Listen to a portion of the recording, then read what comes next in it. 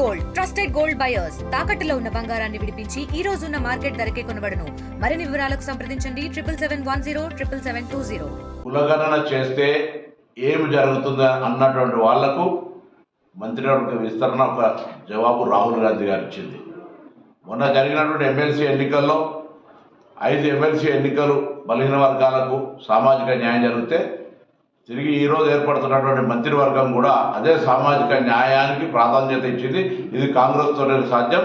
రాహుల్ గాంధీ గారికి ధన్యవాదాలు, సోనియా గాంధీ గారికి, మల్లికార్జున ఖార్గే గారికి, ముఖ్యమంత్రి రేవంత్ రెడ్డి గారికి, పిసిసి మహేష్ కుమార్ గౌడ్ గారికి హృదయపూర్వకంగా ధన్యవాదాలు తెలియజేస్తా ఉన్నాను.